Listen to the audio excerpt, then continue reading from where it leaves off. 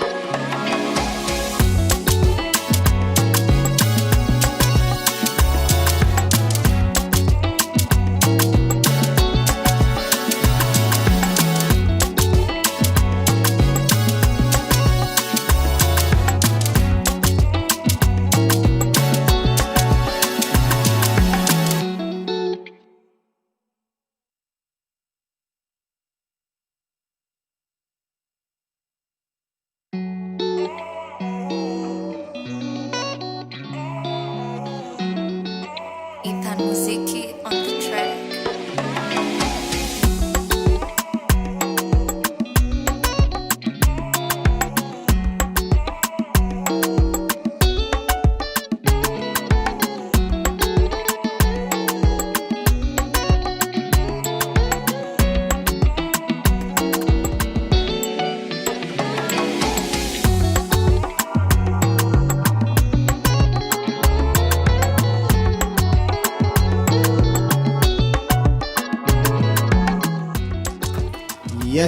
Yes.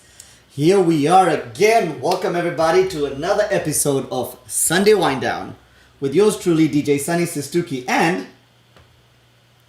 Hello? Unanisikia? And I, darling, what if one day you said that and I don't have a voice? Like, and... okay, you're not too. Hi guys, welcome. Yes, this is the Sunday Wind Down podcast. And we are so happy to be here. We now do episodes every other Sunday. And if you know somebody who enjoys these topics, today they're going to enjoy even more. Share this. Let your friends know that we are live on YouTube and on Facebook. Yes, so this is Sunday Wind Down where we drink wine. I guess today we're drinking wine. Yep, whiskey sometimes. We are allowed to. Yep.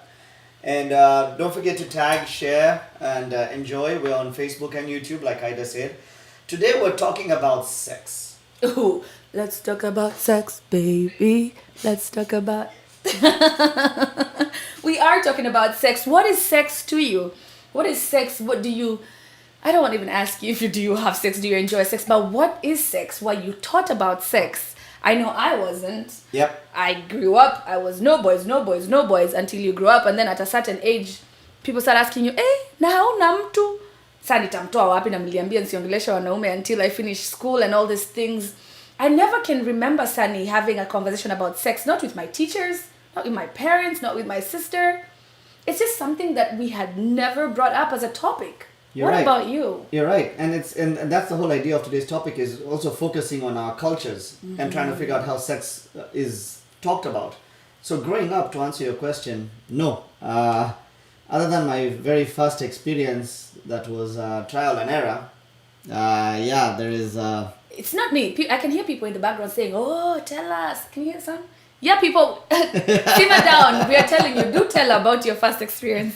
Oh, okay. Not in detail, but we are curious. It was rather quick. Well, we are honest. But that's Yeah. what we're here to talk about. It's just something that people are shy to bring up. We shy away from this topic. Yeah. But yet we grow up and we're supposed to make families and have babies. Right. How? So- Mtu atajikuna masikio apata mimba, like, you know? Like, how does it work? Speaking of first experiences, right? So for me, my first experience, I think the lady that I had my first experience with was experienced. And I Oh, wasn't. yeah. Right? Not like she was not much older or anything, but it wasn't her first time when it was mine. Alikuwa house girl. No. Ama wacha usijibu tu. ni sawa. Actually, that's the other thing. A lot of men in Kenya, Yeah. their first experience was with their house girl. Yeah, they're house help. It's true, and I have a lot of friends who say It the wasn't same. mine, but a lot Yeah. of people, and that's something that also happens a lot in our culture. I think it's part of what we're talking about today. Yep. So my first experience, it was just like, it wasn't planned. It wasn't like, okay, leo ndio tutadu, you know. Like, look, kuna eh? It was a camping trip, Uh-huh. and this girl snuck into my tent, and we were kind of talking. And, Kinda. and it was, and it started, and 2 seconds later it finished. It ended no sooner than had it started. Yes. And actually it was very it was traumatic to some extent, because that was the first time as a teenager, and then I was almost feeling like, wait, the quickness of it and everything, Yeah. and then I was traumatized because I was like, am I an inferior sexual? As a teenager, you feel like, am I inferior sexually? Because You just finished before you started. the first time, it's not supposed to be. You're not supposed to be a Yeah. superstar the first You know, time. that's scary that you even think that. I mean, you already have expectations that you're supposed to stay too long, but it's just your first time. Yeah. And I don't know that I had even heard anywhere that it's supposed to be longer, or how long it's supposed to last, or that men don't. That I had never heard that. I was a teenager, right? But what made I you was think that? traumatized because I didn't think it was supposed to last 2 seconds, or that was for a fact. Yeah. You know, like common sense told me, yo, this was kind of. And then I saw the disappointment in the woman's face. Or It's like, whatever. well, Like, and then the Fine. next day, this was a Saturday night, right? Obviously. The next day, the Right, girl that was obvious. being very standoffish with me, right? And like not like. She wouldn't talk prior to you to the that. same. Prior to that, we would be holding hands or holding each other and lovey-dovey a little bit. Yeah. On that day, it was almost like we were in a big group of people camping, and it's like that on Sunday now she was giving other guys more attention, or maybe I felt like she was giving other guys more attention. I'll stop you right there and tell you this. That same feeling you have Uh-huh. is the same feeling women have after sex for the first time. Or rather, let me speak for myself. Same feeling I had after sex for the first time. It was like there's some tension to it. It's, can we still talk? Can we still hold hands or do we have to go there again? And then there was like, wow, we just had sex, now you're not even gonna hold my hand. But I had so many emotions and expectations, but again, because it was my first time, but my first experience also was with somebody who had done it before, so they had experience or whatever they had. But that feeling, Sunny, I can tell you, it's both ways, women and men. Because I Okay. felt like, wow, so that's it. I felt like something had been taken away from me. Whoa, that is kind of deep. But I did feel Well, like something was taken away from you. that. That's true. So, When something might have been put in. but you know, at that age, at that young, tender age, most of the time you're not looking at things from the other person's perspective. Yeah. You're just you're thinking about your own feelings. The other person's feelings, you haven't matured enough to even consider them. You're right. And so much has happened within your own feelings that it's like, wow. Yeah. You know, so I'm wondering, I'm curious, guys, if those of you that are watching, your first time, I mean, it's interesting. I'd like to see it in the comment section. Yeah. If you're free, I mean, we'd love for you to call. Actually, we're just going to put our number up on the screen, and Yep. I'm going to read it out loud for you listening in without watching. The number is 919-322-8277. If you're able to call us and just tell us your experience. I mean, it doesn't have to be in detail. Please don't tell us in detail, but we just want to hear from you. And before we go further, we are wearing this amazing, amazing shirts. There's this guy, he's a DJ. He goes by Sunny Sistuki. And he made this dope t-shirts. I'll try and expound on this. Sunny, if you could switch it to my camera real quick. I want to show you this amazing, amazing t-shirt. This Sistuki guy is from Kenya. He is a DJ. He is also a businessman, and he drinks whiskey a lot. Okay? And that's the different sides of Sistuki. If you don't know this guy, it's this man seated right next to me. But anyway, Sunny, I love this shirt. There's such great quality. I'm not even gonna lie. What's with the drinks whiskey a lot? Did you have to go to the a lot? See, come on, bad. If bad. I just tell you how it is. But yeah, these are amazing t-shirts by the one and only Sistuki. You can get these t-shirts. You can text us. I will give you all the information, or go to afritechzone.com and grab yourself a t-shirt. Yep. So while we're waiting to see if we can get someone to call us and tell us, we want this call. We want you to tell us about your first experience. And let's make it short and sweet. If you're ballsy enough to tell us about your first experience, call us and let's see what you have to say about it. Make it short and sweet, all pun intended. But I get it. I see it. Yeah. I see a lot of people here. We have to shout out a few people who always just jump in when we go live. We appreciate you guys so much. I see you, Brenda BK. I see you, Lynette Gaga. I see you, Judine Jerry. BK. I see we had a one the flyer said date 1. It's on the 2nd. Our flyer guy was drunk. We see you, Kwitu. Thank you so much. Today is the 2nd. Let us focus on the things here, issues that matter, which is sex. Anyway, Kwitu ladies, we see you watching. We appreciate you always supporting us as well. We see Nixon Merore. Nixon Merore just left this studio right now. He's flying back. Catching a flight back to Boston. Yeah? Next time we'll plan to have him here with us, and we thank you so much for making time. To answer BD Kadzo's comment, we're talking about the first time having sex. Yes. Oh, what was the She question? said first experience in what? Oh. So first experience in having sex First is experience. what we are looking for if someone wants to call and tell us about how that went. Yeah, that's interesting. We see a lot of people here, and I can't thank you. I can stress enough how grateful we are for you guys supporting us. We see you, Nora, hey boo. A lot of people, Candy, BD, we see you guys. Asanteni sana, Jel Mwangaza, Shara, you're the real MVP. Continue to share, and we are also on YouTube for your friends who don't have Facebook. We'd love to have this conversation. We want to talk about sex. In our culture, we don't talk about sex. We don't. In our friendships now, it's something that, it comes up because we want to make it normal for our kids. We want our kids to be, sit down with your boy, your son, and tell them, this is going to happen. Expect for this to happen. Don't be disappointed. No one told us. Normalize it. It's true. No one. Do we even have sex the right way? Do we even know? Actually, Nixon Mururi just said, Dumbochas count. Yes. If you call in and tell us about the Mboche experience, it all counts. Your credo was snatched by your housekeeper. But you were just talking about no one sits down and talks about this, right? Right. You just say that. Mm-hmm. So if someone had sat down and told me, the first time you have sex, it'll be quick. But with time, it's going to... my trauma would have been maybe a little... I would have still been disappointed. Maybe, or a little less disappointed because somebody told you that it doesn't it's not as long as you would imagine. I do see a comment here by Essie Sugi. Did I say your name correctly? Essie Sugi. She loves, Benjamin. I know. She said, I love my Sistuki shirt. It fits perfectly. I'm so happy. Thank you so much. That's so good. Thank you for ordering that.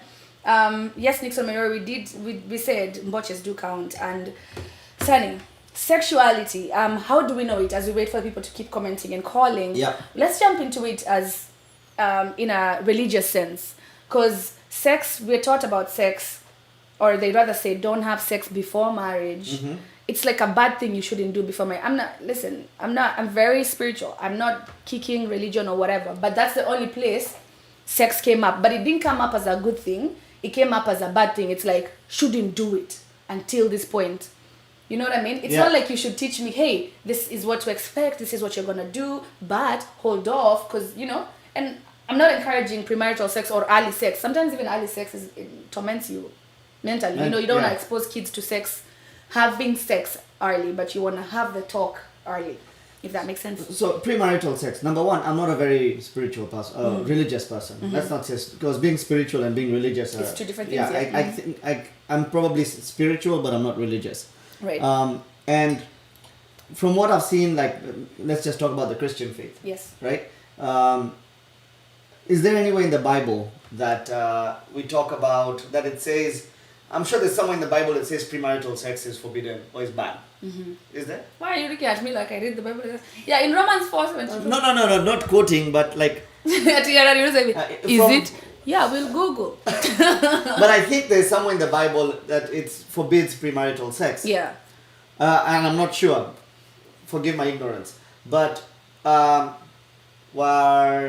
the first beings on earth, Adam and Eve, were they married? Well, they didn't have a wedding. Technically, Adam slept and a rib was taken and they created Eve. So I guess That's the wedding? That was the wedding. That was the initiation. Yeah, I think marriage is something that was created by man as a contract between man Sunny, and woman. how serious do we have to be? Well, and I'm not knocking marriage. I'm not. But how serious does this commitment have to be? We have to involve the government. Like, nakupenda, twende kwa serikali. Yeah, like, Jesus. exactly. Like, so pre-government, pre-marriage, I'm sure people coexisted, right? If Adam and Eve did exist, then marriage probably came into being years, decades, centuries later. That's my thought. So people had sex before marriage. right? People have always had sex before marriage. Yeah. So what is the wrong thing about sex before marriage? I mean, I don't necessarily think it's a bad thing. Yeah, and like we said, we have this is a safe space. You say what you think, what you feel. Yeah. We're not here to but you should, but we shouldn't. You have to try the shoe before you buy it. Me, I didn't. And I see that's why I live my life the way I did. But sex is important in a I guess it relationship. is. We're about to get into that, but so somebody did ask here, Jel Mwangaza. He said, Alicia and Sistuki, what's the longest period have y'all sustained respectively? Sustained what? Like, did you mean to say abstained from sex or during sex? How long we've lasted? I'm not quite sure what you're asking there. If you could ask again, maybe we will be able to answer you. But I see here Eddie Shedi saying in the Old Testament. Okay, so in the Old Testament it does forbid you from having premarital sex, I guess. Yeah. Fern Elizabeth says, are we talking sexuality or sex? Both. Both. We're going to talk sexuality, we're talking sex. Just general, the whole idea of sex and how we as Kenyans tend to perceive it, not talk about it, stay away from the talk. We're just talking about it. So yeah, we're open to all versions of sex, sexuality. And Fern, to clear out, do you mean sexuality as in How do you straight, identify? bi, gay, Lesbian, whatever. Yeah. I guess that's what and she's that's asking. also another interesting thing, because in our culture, my first time seeing maybe should I call it transgender, but it was a guy dressed as a woman. Wow. Right? Because he probably identified as a female, but you could see he was a man. I saw that in Kenya as a teenager in Nakuru at a gas station, and I was quite shocked. I was taken In aback. Nakuru? Yeah. And imagine you being a teenager. That was years ago. So I can imagine. Yeah. He must have been a strong one for wearing a shirt. A dress, and he's a man. Yeah. But the question, Jel did, he explained, he said, he meant to say abstained. How long have I abstained from sex? And how long have you abstained from sex? You want to go first? Sure. Go. I mean, think- surely you should have let me go first, but anyway. I think when I Did first... you see what I did there? We will keep talking about this. Okay, I see what you did. When I first moved to the US, I realized my game in Kenya and my game in the US, you couldn't apply the same game in America. Ilikuwa dry spell. So there was probably a year of dry spell. Man, you got my guy. That's a long time. It was rough. It was rough. And then I started dating this girl. I dated her for about 3 weeks. And she did not want to. She said she's not gonna have premarital sex. She's only gonna have sex after marriage. It's a tough one. So the relationship only lasted 3 weeks. You knew her. You didn't date her, really. Yeah. For me, I actually waited till marriage. I was one of those ones. Your first time was after being married? Yeah, and I was married pretty young. I was married at 21, so... Your first time was at 21? Shut up. Why are you judging? I'm not judging. This is why we don't talk about sex. No, I'm not judging. I'm actually like... Impressed? Not by impressed, my... not necessarily impressed even, but like I know in high school, like okay, I was 17.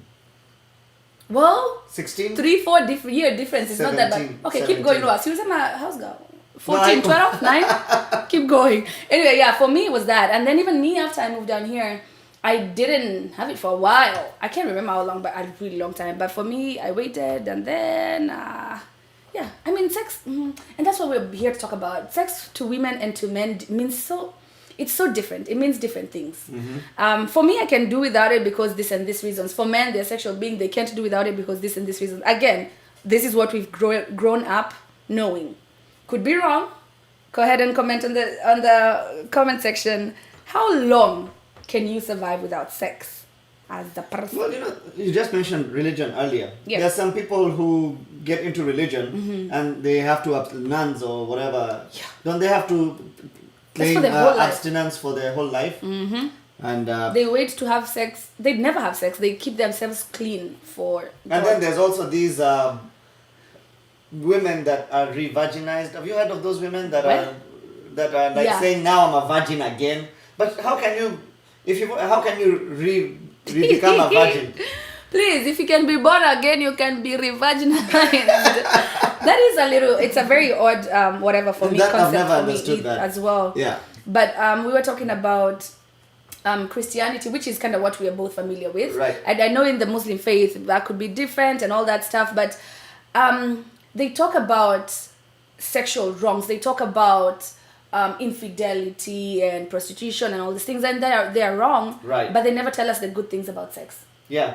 Like it's in the Bible. If there's some place that my ignorance has maybe taken over me and I didn't read where it says sex. Oh, maybe Songs of Solomon. That's what I was gonna say. But it It's doesn't more say like sex is. They don't encourage. They praise the idea. Well, I guess I'm wrong. Yeah, they do praise the idea that the man Solomon writes these notes like a poem. Your breasts are this. They gallop like gazelles. Blah, blah, blah, stuff like that. Breast gallop like Yo, my friend, I've read the Bible, Songs of Solomon. So stuff like that. And I guess I could be wrong. I'm picturing breasts galloping. Oh my God. Oh Lord Jesus. But somebody said Abraham waited 100 years to have sex. What are you laughing about? They can just gallop like gazelles. See why we don't talk about these topics? Making it weird. Stop making it weird, dude. Pablo Nzego, happy new month to you. Thank you for watching. Sarah said, church girl that went bad here. She was a church girl that went bad here. I was a church girl too, man. I waited for this thing. Disappointment. 21 years of your life, you waited for this. Ha, cool. Aye, even you. I mean, somebody say, why is Sunny blushing? Is Sunny blushing? I was picturing breasts galloping like gazelles. I mean, Read the book of hilarious. Songs of Solomon. Maybe I'm rephrasing it wrongly, but you guy, my guy. But yes, let's we are gonna take your calls shortly. We are gonna take comments and read comments. But before we go ahead, we had a little game that we wanted to introduce to you. Do you want to go ahead and say it, or you want me to? Yeah, sure. So we had an episode on Sunday Wind Down about coming to America. Okay, coming to America, yeah. And then we talked about our different experiences, and we talked about food and all that stuff. Okay. Anyway, so endelea. So in that episode, we talked about different things, but Sunny specifically said he had an obsession when it came to a certain dish when he moved here. If you can remember what that dish was, say that in the comment section. We are going to be giving away these phone cases here. Yep. For the first 2 people that answer this correctly. Right. So The first Sunny, 2 people that answer, if you have a choice of this or this phone case, let's inbox us your phone model, and yeah. so what meal was Sunny obsessed with when he moved to America? The first person, Madam Producer, will be looking the first 2 people to answer this correctly. We're giving away 2 phone cases, and those will be up for grabs. Cool. And this is the dish I kept ordering every time I went to a restaurant. Yeah, well, don't giving give them away- any more details. Oh, Where's okay. Chezanojama? Somebody said Chinese. That was not even in the topic. It's a specific dish. Anyway, we've talked about sex in a religious aspect, or what we have been told in religious backgrounds and everywhere with our growing up, right?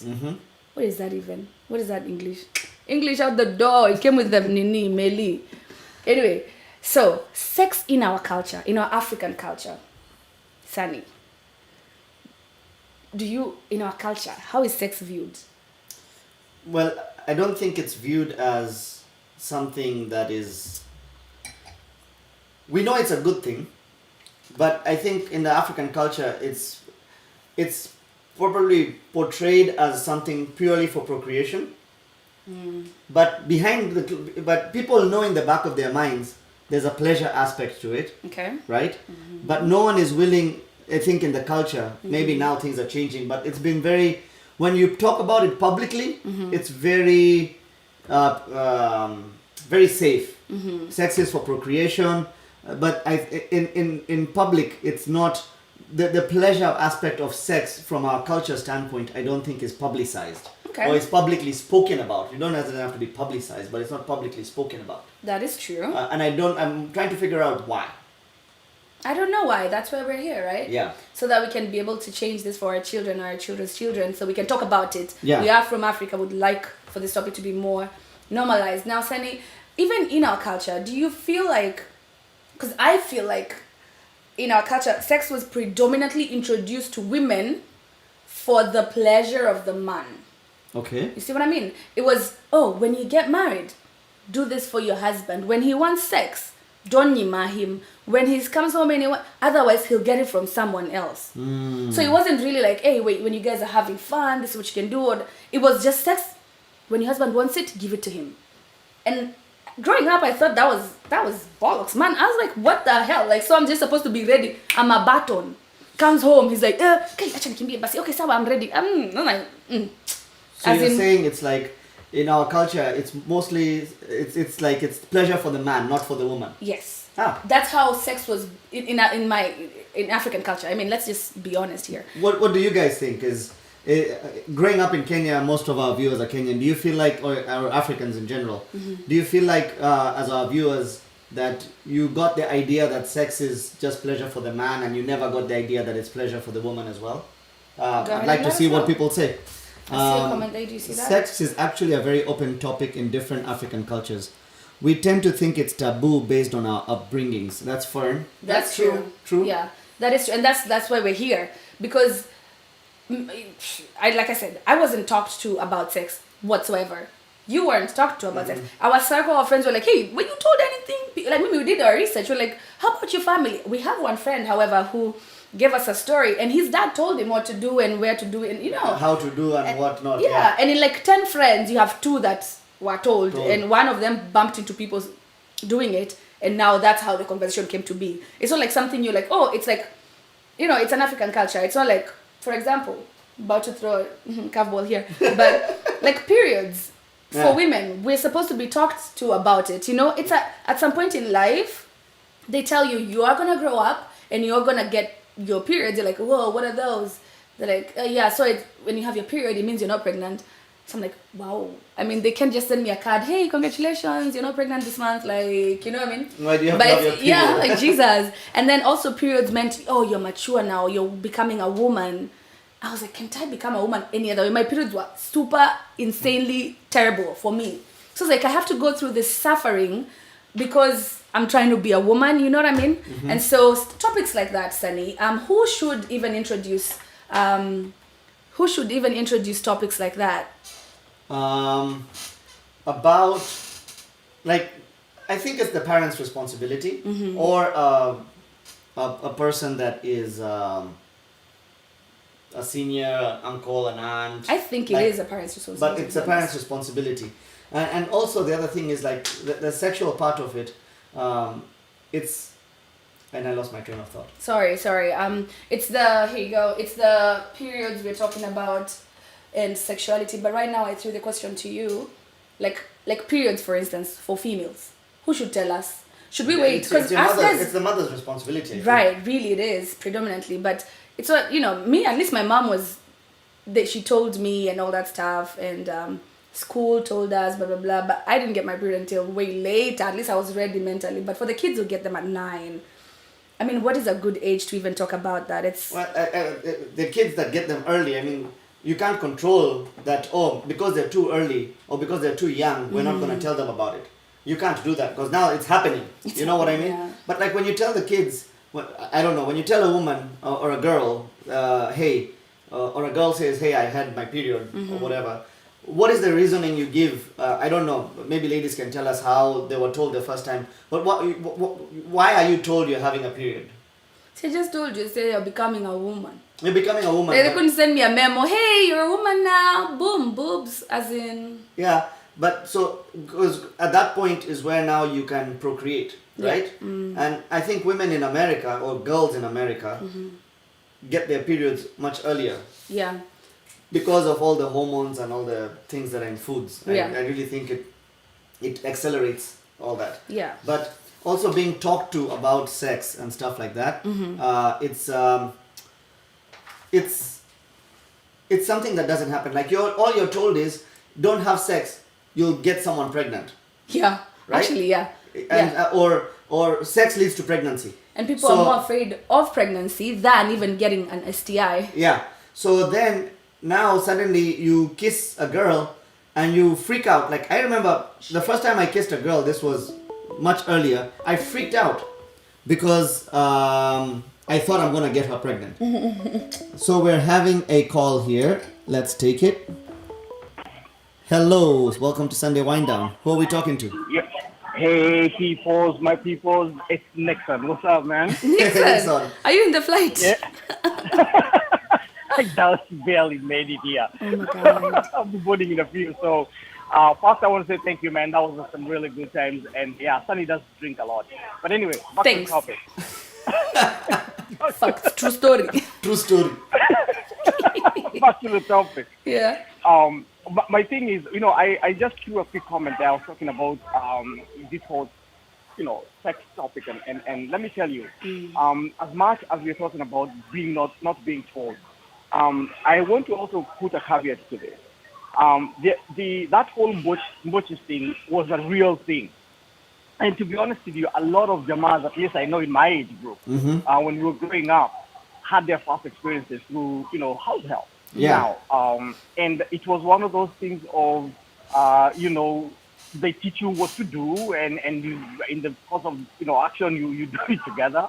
And to some degree, obviously, it's kids, you're young kids, and technically that was, sexual abuse for the most part. Yeah. However, the way we've been grown up to talk about this has been a very, when we were growing up, like you guys said, it's a topic that people don't even touch. They don't, oh, what are you talking about? And I remember growing up, I think like in class 8 or something, and there was a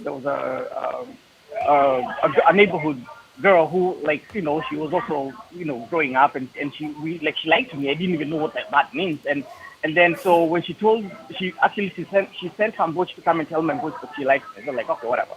So I went and talked to her. She's like, oh, you don't know how to do these things, blah blah blah. I was like, okay. And then all of a sudden, that whole conversation somehow got busted by her mother. And then she called my mother and told, keep your son away from my from my daughter. And I'm like, what the hell? Nobody discusses anything. Yeah. And then all of a sudden, it's like they put you on these guilt trips that make you feel like you want to kill yourself. Yeah. And then, and so yeah, it's an interesting topic, and that's how a lot of people ended up, not knowing what to do, or just learning about it in their own. There's no classes that are open for it. Right. Now, right. come 2020, it's a little bit different. The kids that we are raising, are way ahead of this curve, and they understand the topic. And when it gets to that point, like when I talk to my boys, I sat down with them at an early age. I think they were just turning teens there, and we had this discussion. And we talked about, you have to learn how to deal with girls. The time will come, and you'll have girlfriends, this, that, the other. But the most important thing is self-respect and knowing what no means. I don't care what they say. If somebody says no, step away. Yeah. Don't do anything crazy because it's gonna, put you in jail. Yeah. Don't act like someone's playing hard to get. Exactly. Yeah. So now the game became, the lesson became, we took what we were not taught, or what we were really shunned about or scared to death about, and turned it into a lesson to teach the kids and let them know that, yes, this is a natural thing. However, if you do it outside the scope, then it's actually going to put you in jail. So they are they're afraid of the respect, or rather they give it respect more than fear. Does that make sense? Yes. Right. That's an interesting perspective. And that's the difference. Yeah. But anyway, they're calling my name here, so I gotta check it. Okay. Guys, man, it was a blast. Have a Let's do safe it flight, again, my guy. And an excellent show. I'm listening. Yeah, no worries, man. Thank you. Yep, Get absolutely. home safe. Alrighty, that was the one and only Nixon Moirori. Nixon Mirori. And he has a very, very valid point. I see a lot of people in the comment section agreeing with him because saying, yep, valid point. Yeah, I guess we learned the hard way. He Yep. is right. I Do see you a have a comment comment? here. Yeah. Yeah, by Masi Changwesha. She says, for many Africans, the only sex talk we got growing up as girls was our parents telling us not to hang out with boys because we'll get pregnant. Boys didn't even get any talk. There are so many things we should have been taught, especially the issue of consent for both boys Yeah, and girls. that's kind of Oh what my Nixon God, just yeah. talked about. Yeah. Same thing, yeah, there. But she's very right. Nobody told you. Somebody should ask you if you're like, oh, you just get pregnant. We weren't told anything else. I do see piles saying absolutely your parents, it's your parents' responsibility.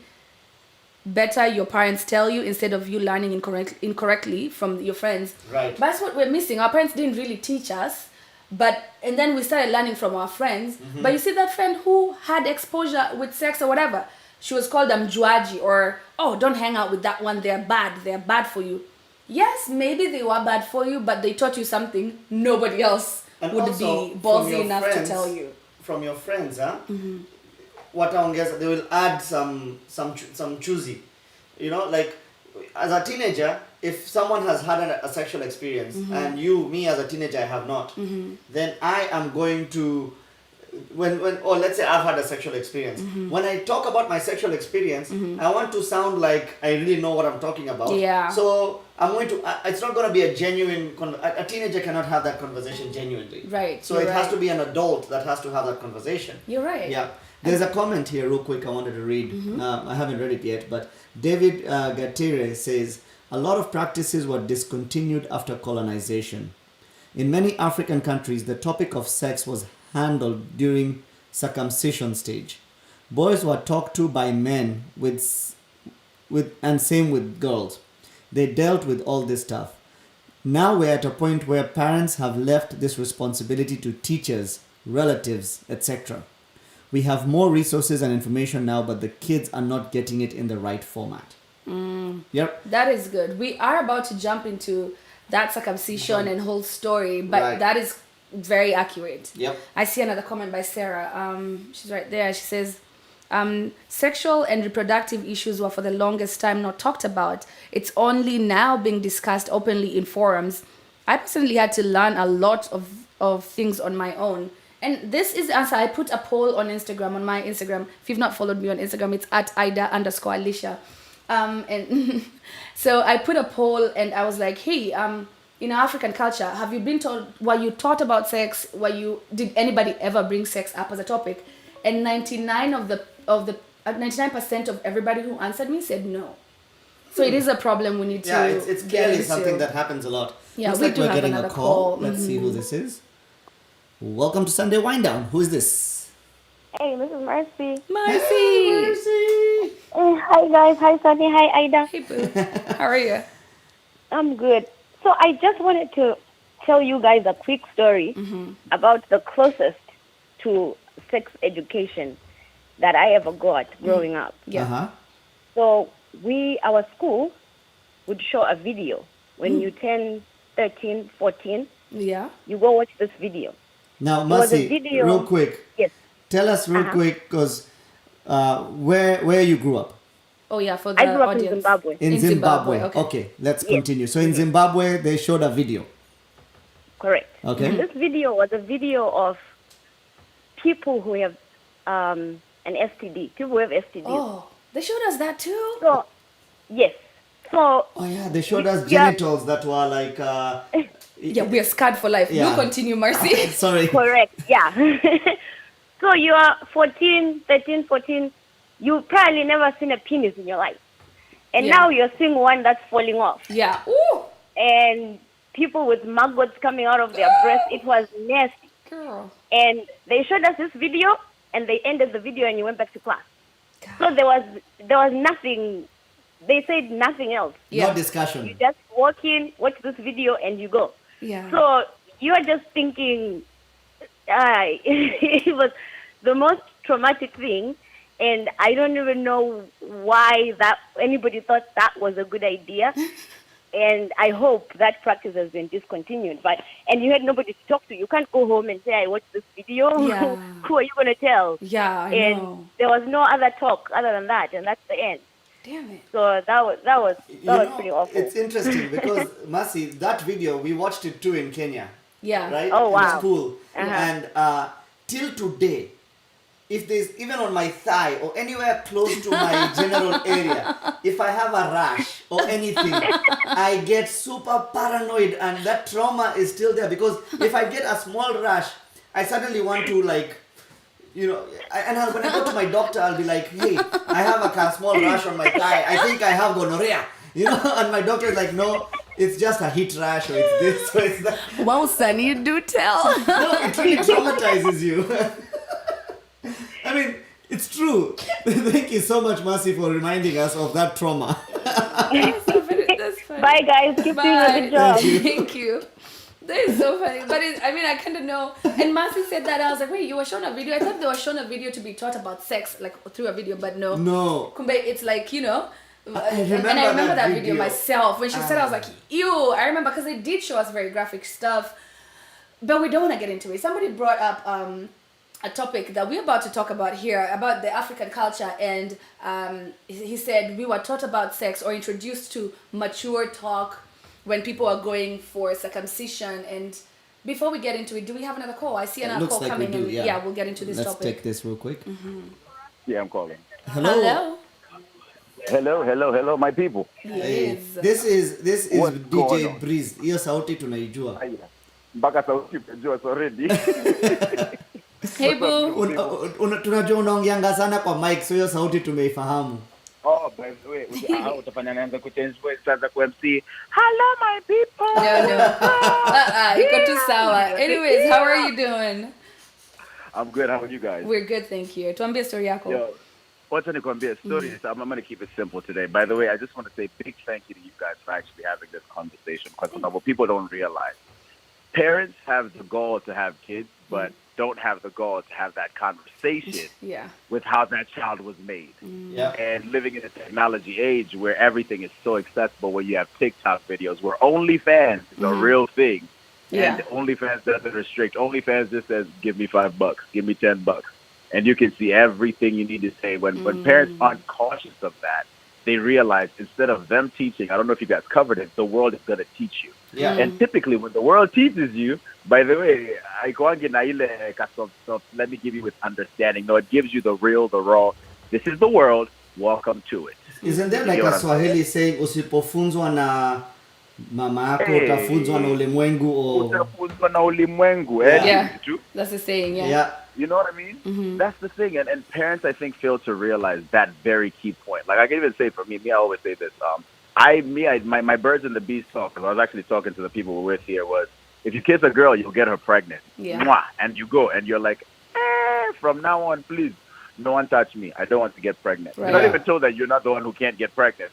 You will get pregnant. You're like, okay. It's a very interesting talk. Right. But a quick, simple story, and I think for me, this takes me back. I mean, I remember one of our vacations, literally in Kenya, we were sleeping, and I just so happened to be bit by a Nairobi fly down there. Oh my God. So, Nairobi fly, you know what happens when you get bit by a Nairobi fly. Yeah. Wacha nikwambie. Hey, can you imagine taking a flight from Nairobi back to the U.S.? Na uko na wazazi. And they're trying to figure out why in the world you can't sit still and why you have so much pain. And wacha nikwambie, at that point, everything is going through your mind. Hey, by the way. At this point, were you already sexually active? What happened? At this point, were you already sexually active? Yes, and that's the that's issue. the first and thing that came to mind. It was that early age of, I'm finally getting into this. God. You know, like mid-teenage years. I don't know what I'm doing, but I know this goes in here. That's what I know, and it works. That's exactly what you. Yeah. That's what you know from the internet. It's not what someone told you. Like you guys were saying earlier, you're Yeah. taught by other friends. This goes in here. This happens. Boom. And then women typically aren't taught that. Hey, by the way, there's a point that you can also reach. You get what I'm saying? Yeah, and, that's and true. It's not until later on where the woman actually learns that, hey, by the way, the clitoris is a real thing. Okay. Yeah. When the G spot is another real thing that you kind of got to work on. Things Right. like that aren't really there. So when you know that, you just see the acting out that you might see on the internet, which, as people tell you, Kai, the way people act those things, crime. Because that's what people just assume. So I'm taking this flight and I'm with both my parents. And those awkward moments where no one knows what to say to anyone Oh my God. because they're like, now, why do you look like this? And why is this happening? And even Did me you in my show mind, I'm them? like, nah, I'm going to be a virgin till I'm 30 in my parents' eyes. That's the goal. That's the goal so that I avoid these awkward conversations. Yeah. And for me, it at that point is where even for me, it shifted my attention to like my younger brothers or like the younger people around me because it was like, I can imagine already how awkward it was for me. Imagine now, like you said, having a gonorrhea talk, having a syphilis talk, Yeah. having an AIDS talk with someone, you know what I mean? Like, Yeah. or somebody and their parents. Like it really begs that type of like mentality change. So I was just saying, man, for me, I learned from my lesson, and which is like, hey, if my parents aren't going to do it, I kind of take it upon myself for the people that are around me, the people that I know and those young ones around me to actually have that conversation whenever they're fit. I'm not about to walk up to any random person just be Yeah. like, hey, so let's talk about sex. That's Yeah. a little bit creepy. I don't know if people are going to be very receptive to that. I know. But whenever that conversation is brought up, you know what I'm saying? I can send them to the parents, but if I know your parents and I know they're not willing to have that conversation with you, let's talk genuinely about it. Yeah. You get what Wow. I'm saying? Thank you for sharing, man. People are, Yeah, no, people are feeling you on that Nairobi flight issue. But Aki, asante sana kwa kupiga, and thanks for watching. We appreciate you so much, Brian. Always, man. We can't tell you how much we do, but thank you so much for sharing your story with us. Pleasure is mine. Pleasure is mine. You guys be blessed. Thank you. You too, bro. I do see a comment here, Sunny. This is by Fan Elizabeth. She says, my mom talked about sex freely. Other girls came to our house to talk to her instead of their own parents, which I found very sad. She talked about the pleasures of, the risks if you are not careful, consent, what to do if someone touched you inappropriately. She covered it all at a very young age. That's I'll tell pretty you good. this, Fun. That is very good for you. Unfortunately, we didn't all get that. Like, Yeah. it's very rare also. So when you're saying that other girls would come to your mom for her to teach them, I would have been one of those girls like, hey, let me come over here so I can ask Mama Fan what's happening. Man, and I pray that you trickle down that generation. I'm sure you're not shy. Fan is not shy to talk about it. She will, and I feel you, boo. That's a very good Fern background had to actually have. said something else earlier as well. When Mercy talked about the videos that we watched in school. Yeah. She said Fern said it was almost necessary because we were living in a time of a lot of HIV. Yes. STIs were a real thing. But the thing is, not just show a video to someone who's never seen a genital Yeah. or a penis or whatever, and then that's the first thing they see, and then not have a discussion. Yeah. You know, like at least have a talk around it. Yeah, have Yeah. a talk about it. It's uncomfortable, yes, for the kids, but if the school system is going to take on the responsibility of sharing this content, then they should take on the responsibility of talking about it as well. Yes. So that's my whole thing there.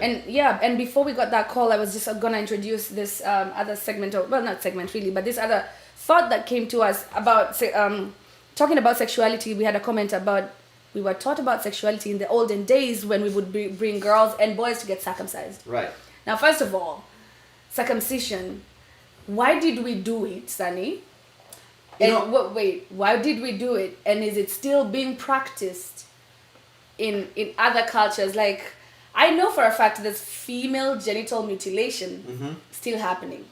And then there's male circumcision happening. But for the men, you're required to be circumcised. Well, not required. It's suggested. Well, yeah. But it's almost a requirement. Almost a requirement to be there. But for the women, it's called genital mutilation. Help me find a balance. Well, women, it's also called female circumcision, but it's widely known more as genital mutilation. Two things. And for men, it's widely known as circumcision, whereas both are forms of genital mutilation. Yeah, you're both cutting off something, right? Yes. On both parts of this humans, you're cutting off something. So it's mutilation anyway. Yeah. You're cutting off something that was there. Yeah. But tell us on the comment section. What were you told about circumcision? Was it supposed to, apart from, because we are from Africa, our culture was when you're 13 as boys and even as girls, when you're 13, they take you to the river at night or whatever, or early in the morning, and they circumcise you and they make a man out of you. It's when you're becoming from a boy to a man. And actually, funny, quick story, they did that yesterday, I think.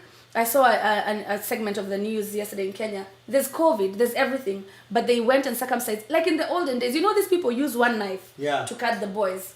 They still did that. It's a thing they said, we'll always practice. It's in our culture, we'll always practice this, COVID or not, whatever, all these things that are happening, they're still practicing it. How do you feel about circumcision as a whole for women and men? Do tell in the comment section before we tell you how we feel. We would love to hear from you. Yep. Ngodo Juguna says they are both forms of mutilation. One is acceptable, the other is not. True. Right. And in some places in the world, the female circumcision is also accepted. Yeah. And what's the difference? Why is female circumcision more of a negative than male? Because why is it okay? Female circumcision. What are the after effects? Like if someone was to circumcise a woman, what happens? What effects goes through with the woman? I guess I'll tell you what my understanding of it is. Right. Now, sexually, a woman has more pleasure when, I don't know how to explain this, but the clitoris is what has more nerves, right? Right. And there's pleasure that comes from that, right? But I guess why it's mutilation for women is that they cut the clitoris off completely. Is that it? Is that mutilation? That's how they do it. I don't know. I should check, get my facts right. But they cut off that so that you don't get into sexual whatevers, right? I felt like that. To minimize the pleasure? Not to minimize the pleasure, but see, it is to become a woman. You're becoming a woman. You're becoming mature now. Okay. But also, to some extent, and what I have been reading was to also reduce the urge of having sex so that the woman is not a whore in the culture. So that when she gets married off, she's a nice and pure woman. She's only for her husband. Not thinking that cutting off that will also make her not have pleasure during sex whatsoever ever in her life when she does begin to have it. So that iyo kukatwa, the cutting off the clitoris, that has all these nerve endings that create a sensation that are, right? It's the same thing for men. All right, do explain. The foreskin has so many nerve endings, and it's so men who are circumcised only feel. Okay, here's a fun fact. I did not know this, and I haven't tried this yet. I might. Do you know? You don't disclaimer. No. Do you know the head of the penis cannot feel hot or cold? Yeah, from the research we did, I know now. Yeah. But so apparently, if you are in the shower and you put hot water, or you have an ice cube and you take an ice cube, I just heard of this the other day, and you put it on the head of your penis, you can't feel a difference in temperature. Yeah, if you only put it on the head, you won't feel the difference. Now, when you have sex, you get this warmth. Okay, so men, you get a very warm feeling around your penis. Oh, right? Okay. So then, when a man is circumcised and the foreskin is taken off, right where the incision was made, that is the only sensitive part on the penis. Oh. Because there's some nerve endings were cut off. The continuation of the the foreskin is all this area of sensation that is taken away. Out. So it's the same thing, Sunny. Yeah. So it's the same thing. Female genital mutilation and circumcision to men. It's the same thing. We both cut two parts of what is supposed to be pleasure for this person. And then, speaking of sex, masturbation is a sexual act, right? So circumcised men have to use some form of lubrication to masturbate. Okay. All right? This is information I have no idea of, so please do tell. Uncircumcised men, the foreskin provides natural lubrication. They don't have to use lubrication to masturbate. You're fucking with me, I swear. Really? Yes. So they don't have no, me, I want proof. Yes. Somebody. No, are you kidding me? I'm serious. Wow. So men have masturbated, women have masturbated forever. Why are you saying forever like that? Forever. Yeah, they have. So okay, women who are circumcised. Yeah. Right. Yeah. How do women masturbate? Well, we know how women masturbate. So when Are you asking to be shown or to be taught? No. Because there's two options here. When women masturbate, right, the part that is cut off during circumcision is the what? part that is being Gets stimulated, stimulation, yes. right? And the same now. So for men, they have to masturbate with lubrication because they're circumcised. And circumcision in America is very different from circumcision in Africa. In Africa, it's done in Kenya. Let's just put it as Kenya. Yeah, let's not. And actually, even in Kenya, it's very tribe specific. Right. Right. So the tribes that do circumcise do it as a rite of passage at 13. In America, they do it when they're a toddler, when they're born, when they're like. Yeah, it's like they're just born. Kata kitovu, you cut the umbilical cord, and then you also circumcise. I see something here, Sunny, and I want to just throw it. Somebody did ask for the number. We print down the number, and it's also 919-322-8277. Let me put the number there. Awesome, thank you, There Sunny. it is. Yep. Appreciate it. I also see something here. Ali saying repeat your story explanation, your masturbation. Tabid, you rewind. But Ali said something here that I wanted to read. He says, so why is circumcision recommended for men? And that's why we're talking about it. Predominantly, we found it. Ask your father, ask your mother, your grandmother. We found it. Okay, let's see. Let's go ahead and take this call. It's a hot topic. We want to give and you we'll guys. go back to that. Yeah, we want to right give you there. guys a chance to chime in. All right. Hi, how are you doing? I'm doing great. How you doing? Yes, good. Thank you. Who are we talking to? Kip, Kip, what's good, fam? you tell me. Oh no, you're the one who called us. I'm trying to find out. Tuambie lakini Kip. Who are we talking to? Hello? Where? Nangori. Hello? Hey, hello. Hey, sorry about that. Man, you guys, come on now. You guys have been talking some stuff. I'm like, you're lying, man. What do you mean? Yeah, do tell us your opinion. First of all, Sonny, I think there are a lot of nerves in the foreskin that get cut off, and the feeling is left. Yes. The feeling is minimized. Listen. And then you say that the head does not feel hot or cold. Now, I don't know that for a fact. We just said, I found that out the other day. I was listening to another podcast. Yeah. And I was... someone on that podcast said that. And that's why I say this is something I'm probably going to try to see. I don't know for a fact that the head of the penis you cannot tried feel it? it. I have not. He said he Tried will it and try. Your head doesn't feel hot or cold. I He have said not he will tried try. it yet. I might. Okay, let me tell you something. The head feels hot or cold. Okay. My friend. Your head feels hot or cold. Let's be specific here so that, we don't always, generalize, yeah. Uh-huh. All right. This is Kip's dick says hot or cold. He knows the difference. Okay. All right. Okay. Uh-huh. Anyway, and then the thing about male and female circumcision, those are two totally different things. Do Male explain. circumcision is, cutting off the foreskin up or two tip cut. Yeah. Female circumcision, female genital mutilation involves, depending on where you are, a lot of times shaving off some of the labia and cutting off the clit. Those are two totally different things. Okay. That is why it's mutilation on that side, and here it's just circumcision. Because truthfully, I mean, cutting off somebody's clit is like cutting off the head of your dick. You know? If somebody cut off the head of it, I would be mad too. I'd think it's because I'm going in with a stump. Specifically because it feels hot or cold, you would be mad, right? It feels, mine, yes. I would be very mad because I'm like, hey, where's my thermometer? It's missing. Keep you're a character guy. Anyway, yeah. But anyway, and the thing about circumcision, as from a society, I'm Nandi. Yeah. Kalenjin. As guys, we took circumcision very seriously. And back in the day, it was, you were becoming a man. And even, in our place, they used to do FMG back in the day, but it's been outlawed, and we no longer do it in most places, unless, you're in Pokot somewhere.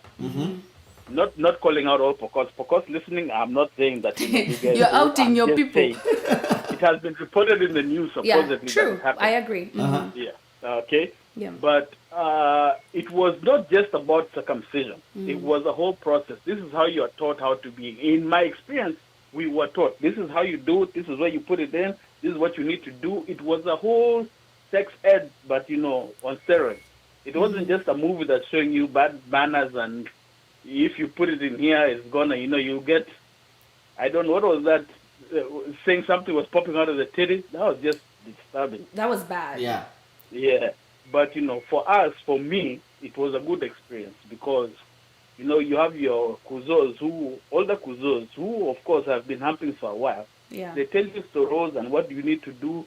And then your aunties, they tell you something different. And then in there somewhere, you will find the truth.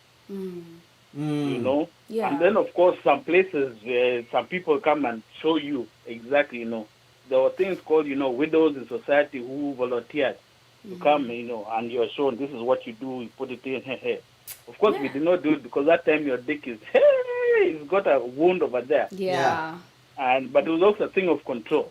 I have a Because question now for you, Kip, since I have you told, here. You're seeing and you're rising up, but when you rise up, it's hurting and stuff and other things anyway. Right. There are things I cannot reveal because those are supposed to be... Kip, I have a question. I mean, I have Sunny here. I can always ask him, but I would love to hear from you that, this is a thing that happened in your culture. It's something that's very highly respected. And I agree, right? I'm with you on this one. But given the chance, if they said...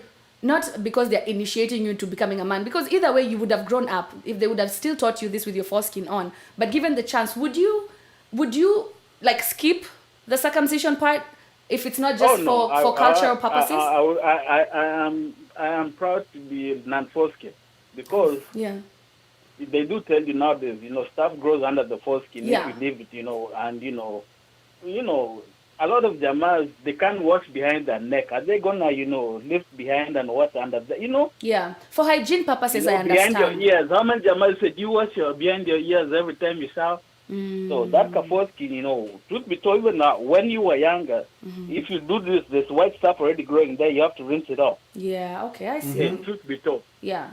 Well, I mean, I just wanted to hear, because for me personally, I'm not circumcised. If somebody wants to shoot me, fine. But if I was, to be honest, if I was being given hey, Ida, would you be cut or not? Me, I'd rather stay with my things intact. Why are you taking out parts of my body? I would rather you stay with your thing intact too, because you and I, we can handle business in a good manner. Okay, Kim. Otherwise, unakaa tu hapo and I'm like, it's just this, I could just have taken a piss, when you held that piss for a long time and you go pee and you're like, yeah. Because if you're not enjoying anything, then why am I here? Yeah, you're right. And that's another thing we're also going to dive into in a little bit is the enjoyment part of it a little bit too. I know. Kip, thank you so calling. much. Kip always has some very good insight. I know. Thanks for the call, man. Hey, thank you for having me. Hey, yes, keep doing it. Yes, thank you, boo. Thank you. Asante sana. Hey, karibu sana. Oh, Kip. So- I actually enjoy it every time Kip calls. He's very controversial, which we absolutely love. But he has some knowledge. He always drops knowledge. So let me tell you this, right? Culturally, yes. Culturally, if it's a rite of passage at 13, blah, blah, blah, then I see the whole circumcision thing there I for see men. that, yeah. But let's take it out of the Kenyan culture a little bit. Okay? Yes. Number one, like I said earlier, I'm not religious. Yeah. True. But for someone, let's take it and be religious for a second. Okay. Yeah? If that part was meant to be taken off, why did God make you with it? Did God make a mistake? Oh, snap. Did God make a mistake when he made men and said, let me just add this extra layer here and then they'll take it off later? Well, let me call him real quick. Yeah. Yo, Jesus, you good? So second thing, right? Let's talk about circumcision in America because here it's done when the baby's born. Yes. Right? So in the little bit of research I did, apparently circumcision became popular in America in the late 1800s. Yeah. Okay? So people would never got circumcised. And the whole, in the US, circumcision ended up becoming a money thing. I'm listening. I was drinking my wine. Sorry. I was trying to I'm listening. I'm very, It I'm ended up very becoming a attentive. money thing because it all started, first it started because they wanted to discourage kids from masturbating. Yes. And so, because, like I said, the penis, the foreskin produces natural lubricants that allows a man to lubricate naturally. I mean, to masturbate naturally. Right. So they removed the circumcised guys, kids in America in the late 1800s to reduce the to keep men from being circumcised, from masturbating, and then it progressed into now they started pushing for medical insurance to start paying for it, right? So doctors get a big cut because they forced insurance companies to pay for it. And then in the early 1900s, it even became a status symbol. Okay. So when people were migrating from Europe into America, they were considered dirty. And so when they were considered dirty,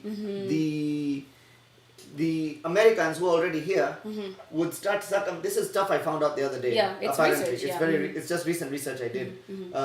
Apparently, they would say, we are rich enough to afford birth in a hospital, because that's when births in hospitals were going up as opposed to giving birth at home. Yeah. So circumcision was a sign of a status symbol. We have the money to give birth in a hospital, so see, our child is circumcised. Your child is not circumcised. Because you guys were poor. Yeah.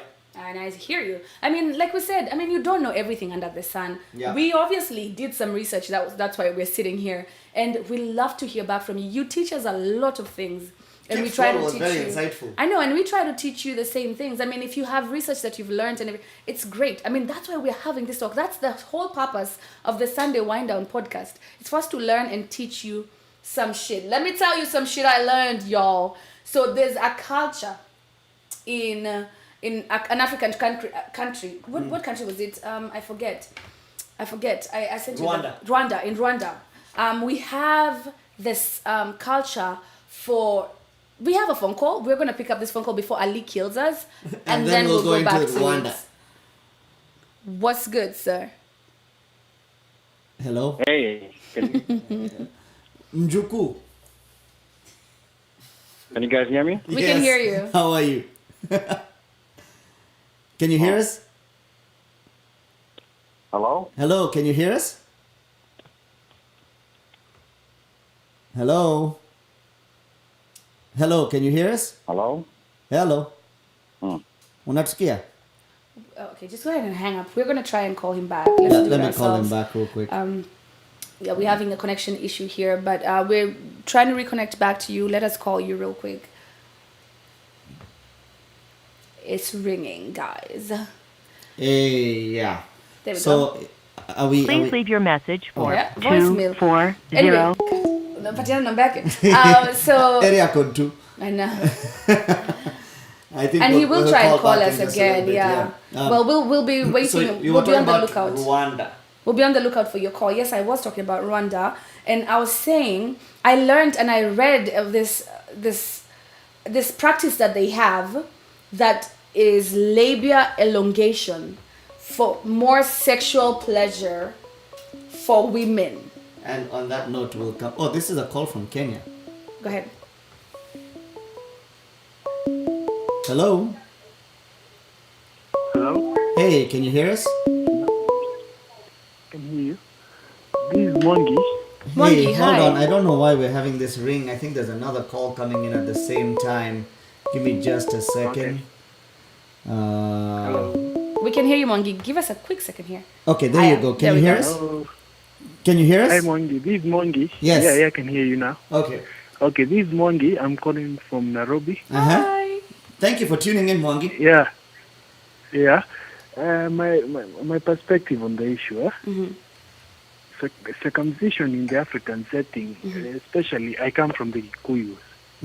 Circumcision for the males was actually a rite of passage and to initiate you to the manhood and become a man in the society.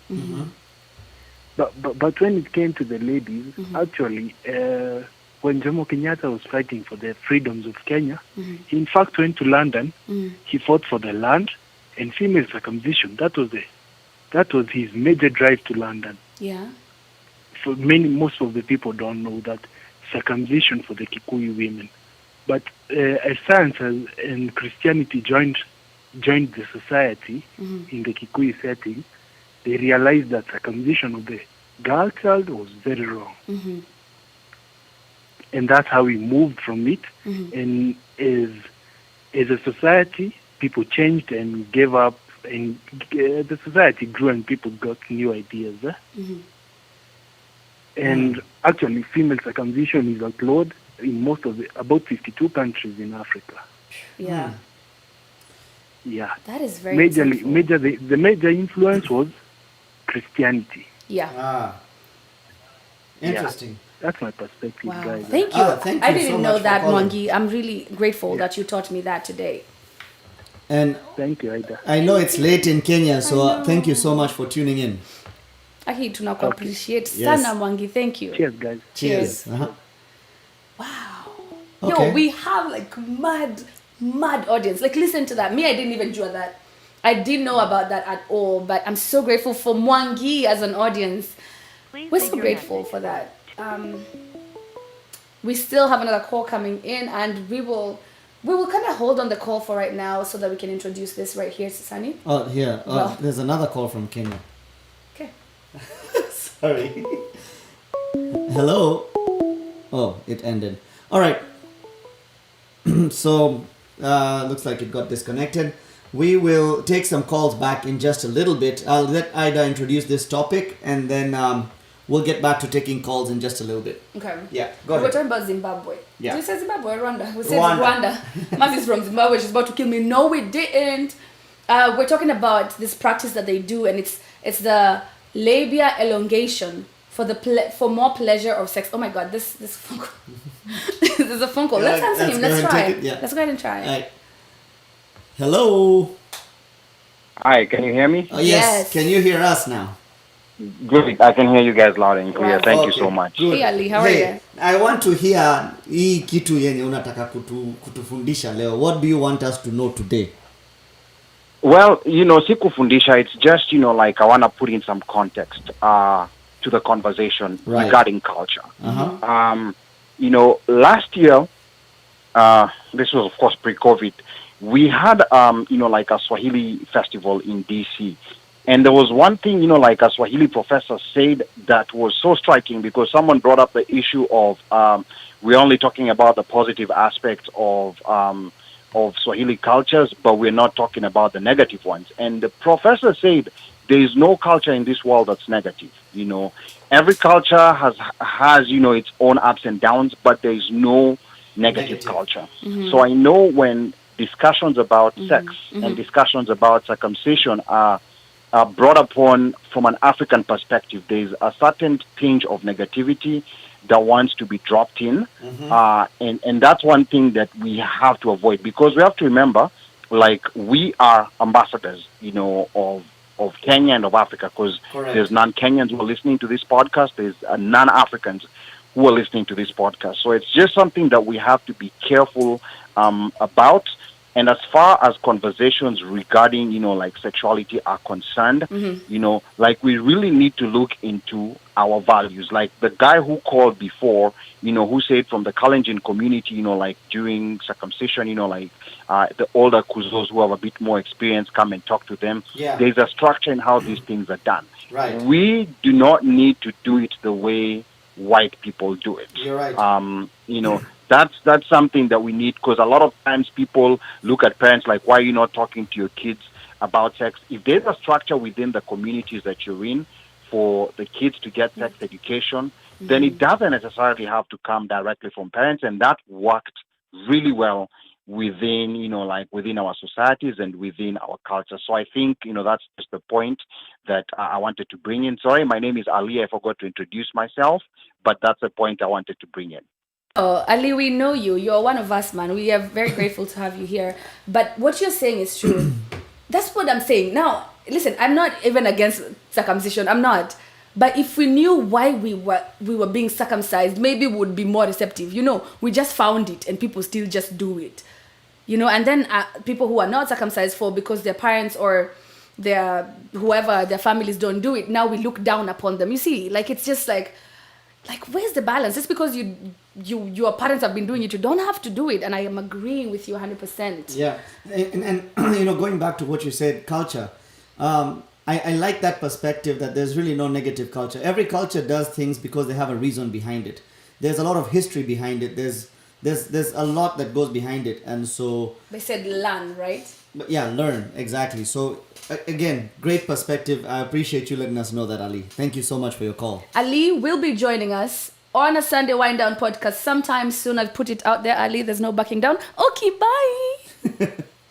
Yeah, sometime soon. And one real quick last point before you disconnect me is that what Sunny said before about, like the foreskin and requirement of lotion or non-requirement of lotion. Yeah. I'm not going to go into that, and I'm not speaking to experience or anything, but I will agree to disagree on the need or lack of need for lotion. That's just an agreement to disagree.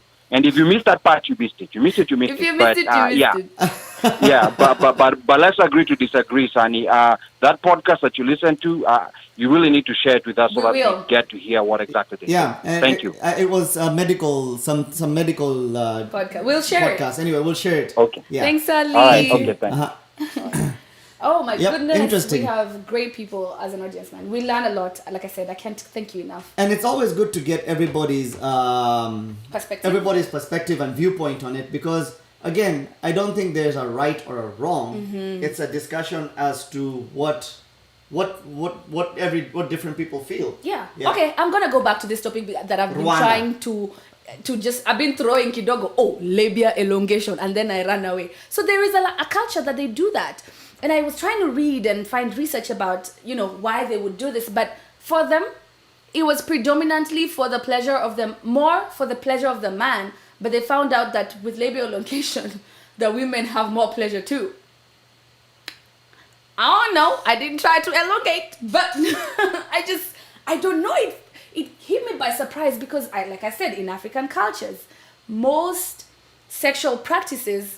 Madam Producer is looking out for a girl. She passed me a bottle of wine. If you're listening, we have the best producer, Juno Bru. Shout out. But yeah, so they would predominantly do it so that the woman could have pleasure too. And like I said, in Africa, a lot of our our experiences with sex were to make the man feel good. So I thought this was very interesting. Initially, when I was reading, I thought it was clitoris elongation, which made sense to me. But labia elongation, I'm still trying to fight that thought in my head. Tell me what you think. Would you elongate yours for more sexual pleasure? I'd love to hear. Sunny? I'm not asking you would you elongate, I'm just asking your thoughts. Yeah, I think women pleasure has been muted, and it needs to not be muted. Mm-hmm. That's just my point in it. So if that practice makes it so the woman gets more pleasure, more power to her. More power to us. Or if they don't want to do it, to keep things normal. I mean, everyone has their whatever they have. That is very short with this topic. We shall elongate. So Payal, my sister says something here. Sometimes cultures had a reason, but that reason may not be applicable anymore, and we still adhere to practices that may not be needed in the current day. Interesting point. Something. Wow. Yeah. Something that Ali Badawi said too. It's about the same, right? Like this culture. Do we still want to follow? Do we not? We completely agree. Thanks, Pyle, for watching. We miss you. Anyways, I have another thing, Sani. Mm-hmm. Now we're in this topic of sexual pleasure for women. Right. There's a culture in Tanzania mostly. They do it at the coast of Kenya. So, but it's not very common. It's at the coast of Kenya and Tanzania because it's very close. So I guess they share some cultures. They teach women how to have sex, which I wish I had a class or something, because they tell you this will make you feel good. This will make your partner feel good. This is what you need to do. This is what you need not to do. This is what you need to do, And they teach you how to actually enjoy sex. Half the time, unless, and it is what it is. This is the culture we live in. This is the world we live in. We live in a society where sometimes you have to watch porn to be like, okay, apart from missionary and bending over, what else can you do? You have to be creative, but who teaches you this? But you know what I mean, Sally? Yeah. So there's a culture in Tanzania that predominantly takes women to a class, a weekend. Before you get married, they teach you how to have sex and what to do to your partner. I think it's a culture we should normalize. Me. Here, let me ask you this. Is it a practice of here's how you have sex for the purpose of procreation or for the purpose of pleasure? Pleasure. Interesting. Yeah, I mean, we all know if he finishes in you and you're fertile, you shall fertilize. But for them, this was predominantly for the pleasure of the woman, which I think is very rare. I mean, even in a relationship, somebody said, Bidi, Kadzo said in Mombasa. I said in Mombasa, boo, I'm not leaving Mombasa out. I said in some parts of Mombasa, not everywhere, you know. I wish I had that lesson. But you know what I mean? Like, they take time, sit you down as women. They tell you, this is what you do. Unakuna nazi. I mean, they teach you. And it's some fun stuff because, Sunny, if we're being completely honest, women pleasure has been thrown out the window. And we were talking earlier, talking about... apparently not, because there's, in African culture, there are places that, it's like Rwanda, the coast of Kenya, and there may be some places that actually do practice, they practice enhancing or educating on sex for the pleasure aspect of it versus procreation. Mm-hmm. And here's my take. Mm-hmm. If sex's only purpose was procreation, why did it turn out that it feels good? I guess you're supposed to feel good. You're procreating. right. No, I mean, no. You have a point. Don't even find an excuse for it. You have a point. If sex was predominantly for procreation, we'd have just had a schedule. What are you doing Monday? We meet at 9. Okay, let's procreate. You know what I mean? Exactly. Then it's supposed to be enjoyed. Why does it enhance? Why does it create certain what are those things? Hormones or pheromones or certain suddenly it changes the way you think. It changes all these things. So if sex's sole purpose was procreation, why does your body react in a certain way during sex? Because it's clearly there for pleasure as well. Yes. And I see a lot of people commenting on that. I love it. Somebody said, Ndume Kogo. That's keep. Ida said, elongation. Wait, the comment went away. Lol at Ida. On the wall, we shall elongate. Let us elongate. I mean, it's for your pleasure and mine. I mean, y'all, see, we elongate. Kwani. Yep. But Sunny, one thing I want to ask you is, we do have this thing. We are from Africa, and that's, if you're watching and you're not from Africa, why we talk about Africa so much is because that's what we know and that's where we are from. Yeah. We came here as adults, so we still carry a lot of our African background. So African culture was predominantly, a lot of people agree with me. If you don't, it's fine. It's just my thought. Women were told it's for your husband. When your husband wants sex, don't say tomorrow, don't say no, go have sex with him. Otherwise, another woman will. And they put that fear of God in you. It is like, if he says he's ready, you are ready. You know, your aunties even tell you, when you wake up in the morning. Me, I had that. I had a situation. Right. See, I told you I got married at 21. Well, I'm not longer married, in case you're wondering. It was a long shot. Short. You see what I did? Anyway, when I did, I had someone tell me, you know what, when you're married, I mean, you look good. And I was skinny. Boy, I was skinny. Like, my waist was this size. And they said, you see that waist? Just always take care of that waist. When you wake up in the morning, make sure you wake up before him so that you wash your face. You put eye pencil, put a little, like you do, make sure he never sees you undone. That to me was like, what the fuck? What is this freaking project? I've been, first of all, waiting on sex for 22 years now because I went to 21, turning 22, right? And then now I have to wake up early before you so I can draw my eyebrows. I was like, no, come on, man. I mean, I like to draw my eyebrows, don't get me wrong, but not for this purpose. He has to see me raw, right? He has to see me as who I am to enjoy it. But he's like, yeah, because you know, that's what you do to keep your man. Because if you don't, there are these women, they look good. They look good for your man. They'll take him. So even sex was the same. That's the same way it was put for the purpose for it was misconstrued. With him. Yeah, so that he doesn't go and have sex with another person. And I get it. I'm not that primitive. I get that men are sexual beings. I get that. But the fear of, you should have sex with him so that nobody else has sex with him was weird. And then it came back to us talking about how men have multiple partners. Like, you're in a relationship and you will still cheat outside. I'm not saying women don't cheat. Please, let's not get wrong. But in an African culture, nakumbuka kitambo, a man would have multiple wives just to prove it showed wealth. status. It showed wealth. Status. Yeah. But women wouldn't have multiple husbands, you know, just because you're supposed to submit to this man and also just. Sunny, what do you feel? I feel like you've been rumbling for a minute here. Save me. So it raises a question. Like, are men designed to have multiple partners? Like, but I'm going to fight your sister. Tell her I'm going to fight her. You see a comment? She said, Ida, we know you love in capital to do your eyebrows and they look good. I love you, Pyle. So, I think the whole idea of sharing, or not sharing partners, but of having multiple partners. Sharing partners is another whole story. No, don't get into that. Yeah, the whole idea of multiple partners is I don't agree with it. I don't think it's some people, it works for some people. It's not. Sunny, if you already have one partner and it's just already a headache, like trying to figure this person out. Yeah. Trying to make things work with work and your relationship. I mean, it's a lot to take in. Now imagine juggling multiple. Women are cray. Let me put it this way. If you're going to have multiple partners and that's an agreement that you guys have, then have multiple partners. Yeah. But having multiple partners and hiding your partners from other partners is where the issue comes in, right? That's where the issue comes in, because now it's derailment. I just saw a comment there by Nixon Murray, but it's a whole curveball.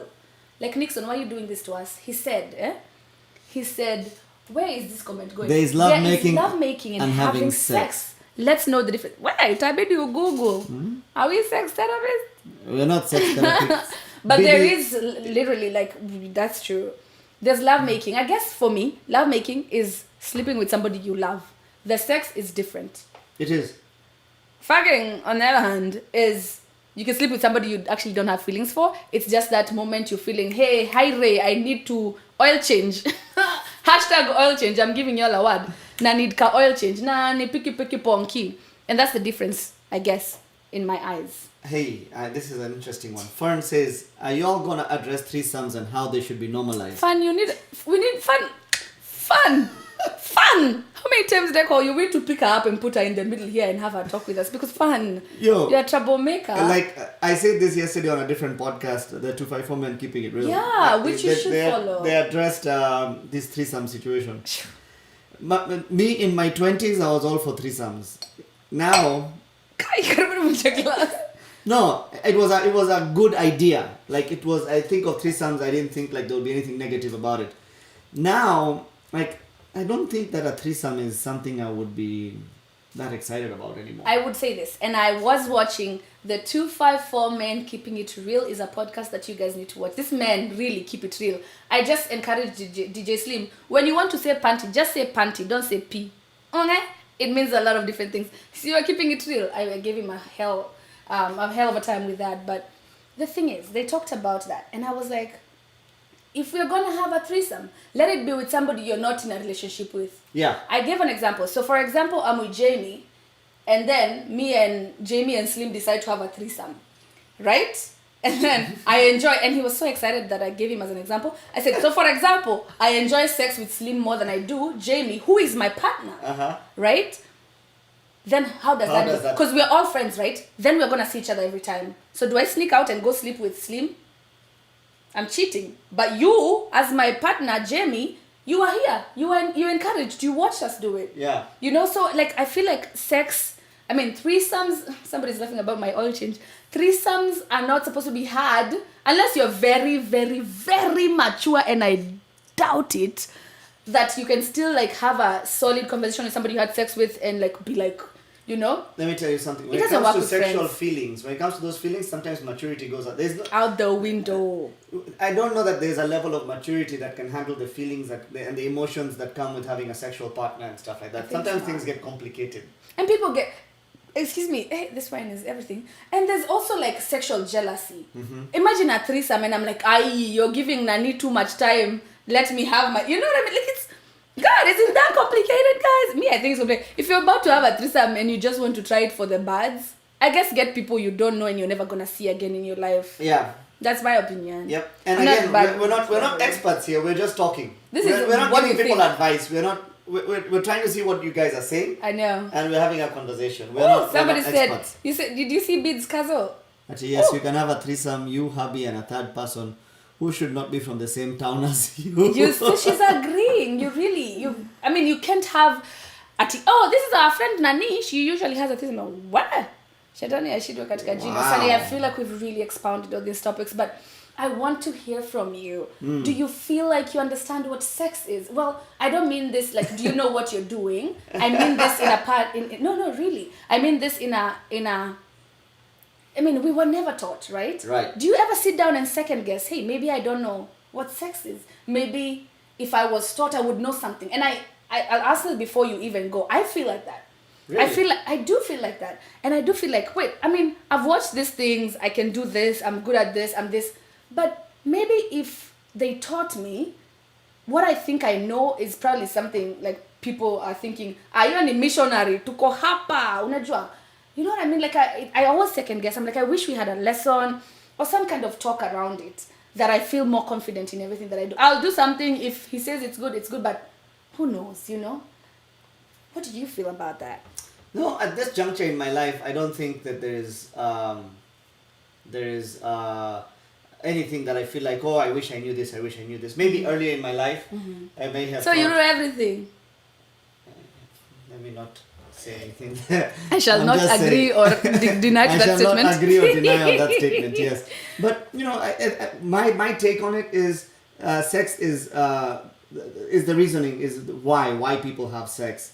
And honestly, I think people have sex more for pleasure than for procreation, even though that is the end product of it. Yep. And because the pleasure that comes from a sexual act in turn creates a life form. So that in itself is so special because you're bringing life into this earth.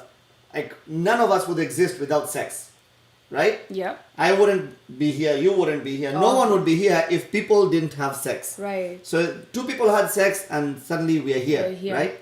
So sex to me is something so great because it allows us to exist. And I believe that is why it is such a pleasurable, it needs to be what it is. We don't need to hide aspects of it, right? And we're not just talking about it from now in our culture. And we do bring up some negatives in our culture because of awareness and knowledge. We bring up positives as well. We can't put things in a specific bias. Can't. Yeah.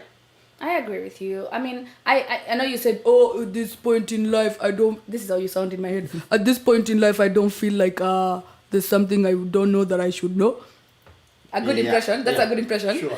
But my thing is though, like, you know how you're good at DJing, which you are such a dope DJ, by the way. Thank you. I don't tell you enough. You know how you're good at that because you practice and you and you know and you learn from people. But then if you do this, like you're so open to hearing what people have to say to you, even if you already know. Yeah. You're like, you still listen. You know. That's my question with sex. You already know, but wouldn't you think we would be at a good place if somebody said, by the way, you do this and this and that? Like if it was an open topic that we all talk about.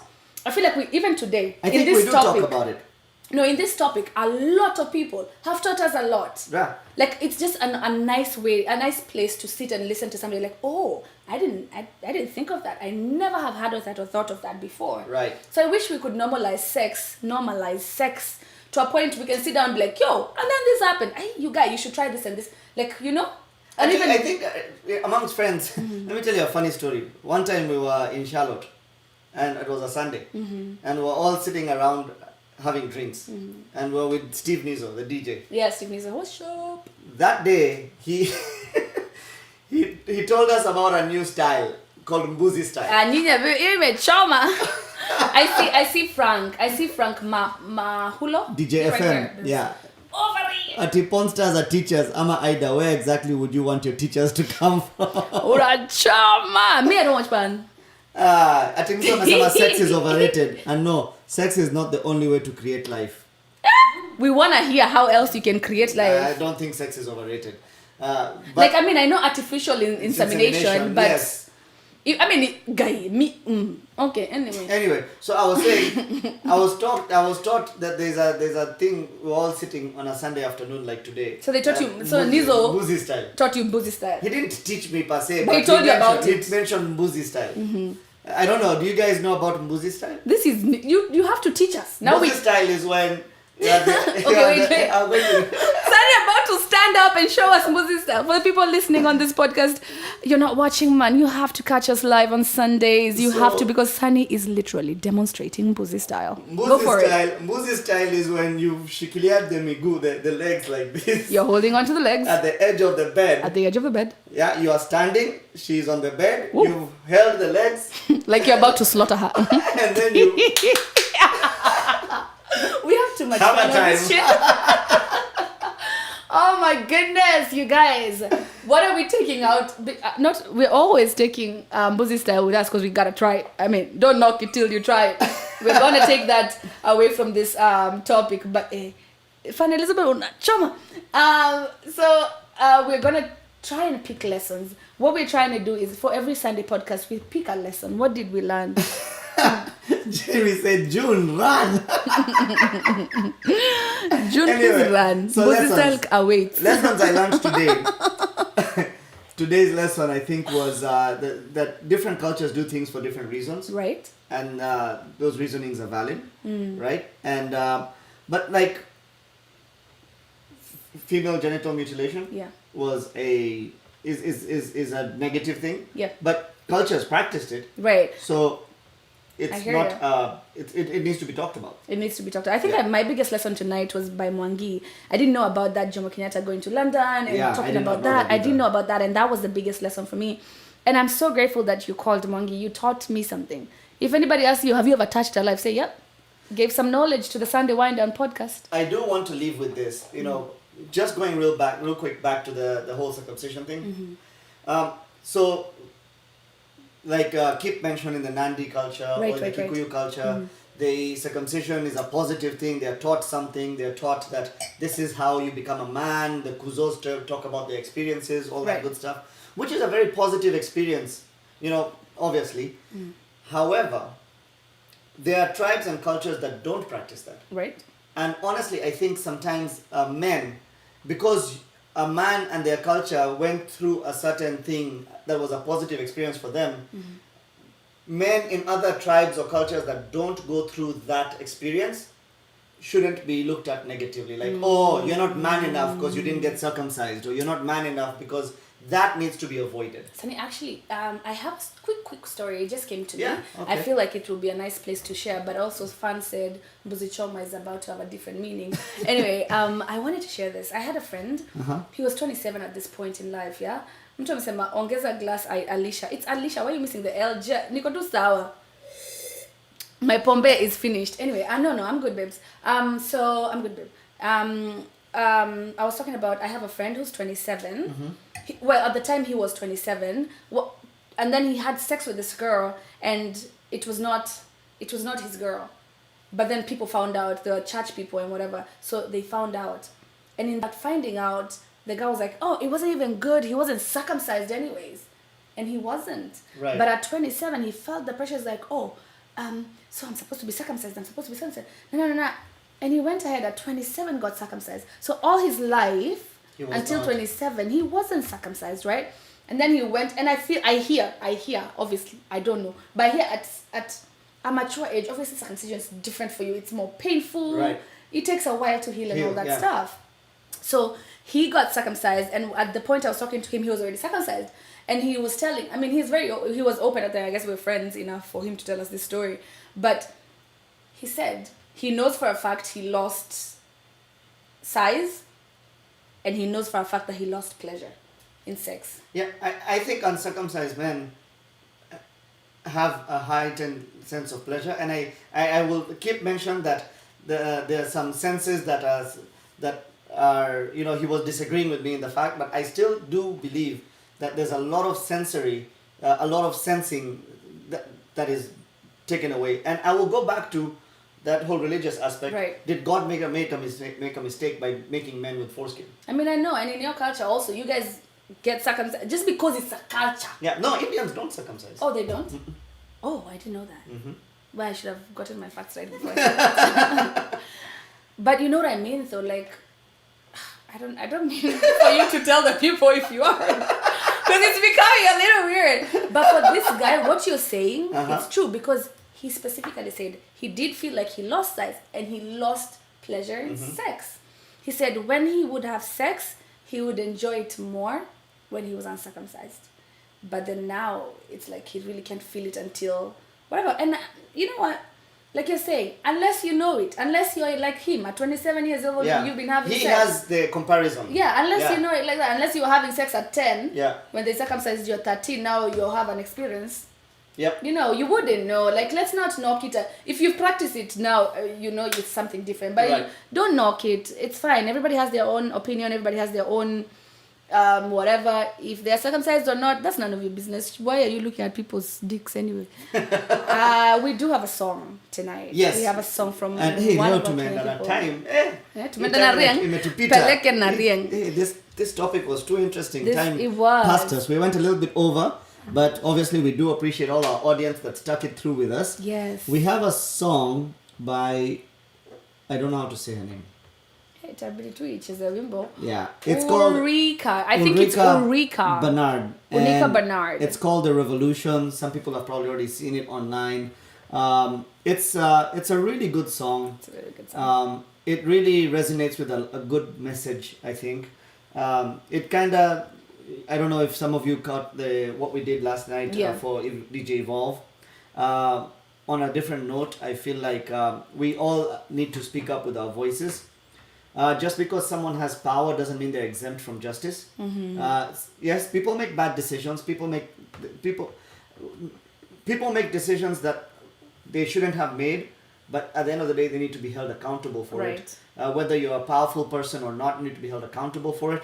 And this is a test to our Kenyan justice system to see whether they will do the right thing or not. So voices need to be heard over there, and justice needs to be served. So here we go. We're going to listen to Revolution by Ulrika Bernard. Is it Eureka? And we're saying it wrong, but help us if we are. Yes, and here we go. We'll listen to this song. And again, thank you so much, everybody, for tuning in today.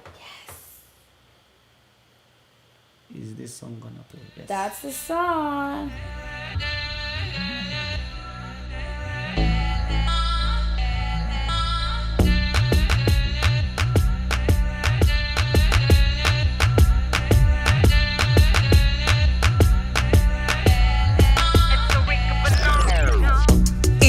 Fresh off the press, I ask but deep.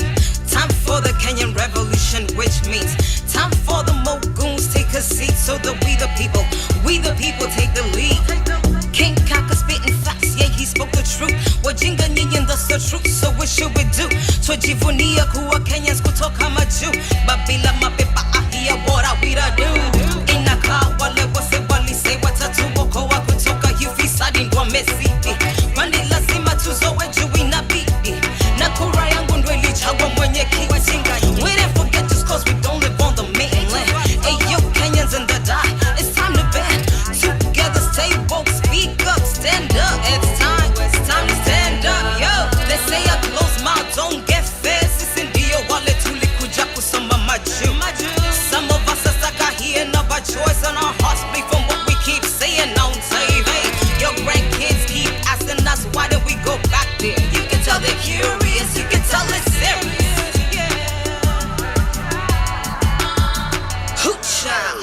Then you get to the explaining about a time when you were still corrupt, but at least we could eat. When I never felt fear for my life in the sweet streets, mean streets of East London. Back then the crime rate was so low, you could stay up late and play katita late. But now they got gates everywhere, they got gates everywhere. In the place I used to call Wajinga Nyinyi, Asbona Kenyans walk broke, who died, Niku hustle 24/7.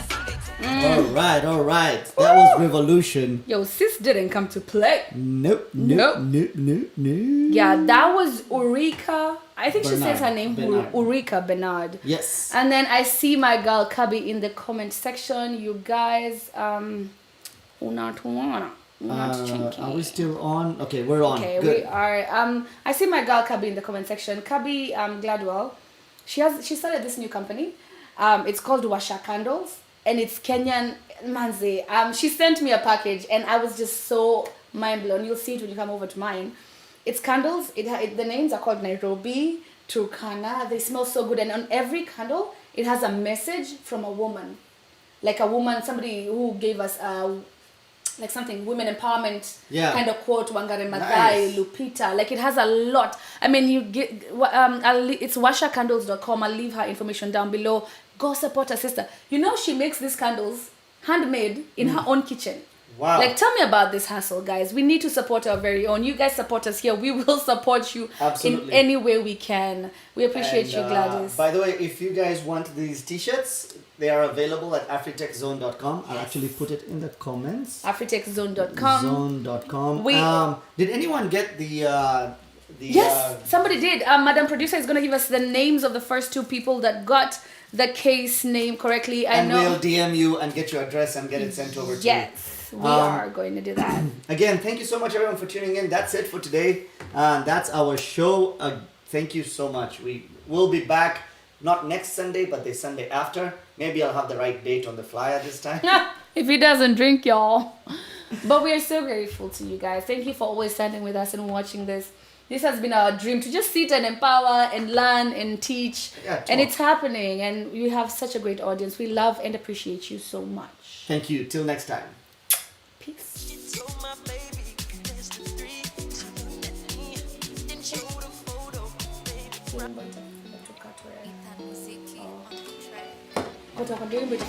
YouTube. I think ilikuwa inacheza kwa iTunes afa ile ngoma ilisha. I just had autoplay. Nimalize stream. Kuload hata mimi niliangalia kwa simu yangu. Yeah, niliona hiyo.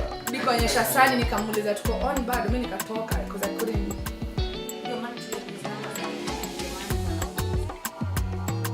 Ndio ameka hiyo nini. Acha icheze muziki kidogo.